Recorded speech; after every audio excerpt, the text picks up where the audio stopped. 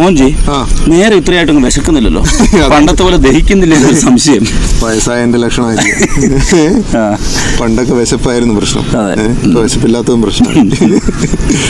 ഈ ദഹനത്തെ കുറിച്ച് പറഞ്ഞപ്പോ മനോജ് ഭായി ഓർത്തെ, നമ്മുടെ ഈ ദഹിപ്പിക്കുന്ന ദഹനരസം ഉണ്ടല്ലോ, അത് കൂടുതലായിട്ടും എന്താണ് ഹൈഡ്രോക്ലോറിക് ആസിഡൊക്കെയാണ്. അപ്പം ചില അവസരങ്ങളിൽ ആവശ്യത്തിന് ഭക്ഷണം ലഭിക്കുന്നില്ല, വയറ് കാലിയാന്ന് വിചാരിക്കും. അങ്ങനെ വരുമ്പം ഇതെന്ത് ചെയ്യും, ഈ സ്റ്റൊമക്കിന്റെ ഇന്നർ ലൈനിങ് ആ ഭിത്തിയും കൂടി എന്ത് ചെയ്യും, ഇത് നശിപ്പിക്കും. അപ്പം അങ്ങനെ നശിക്കാതിരിക്കാൻ വേണ്ടിയിട്ട് ശരീരം തന്നെ ഒരു മെക്കാനിസം കൊണ്ടുവന്നിട്ടുണ്ട്.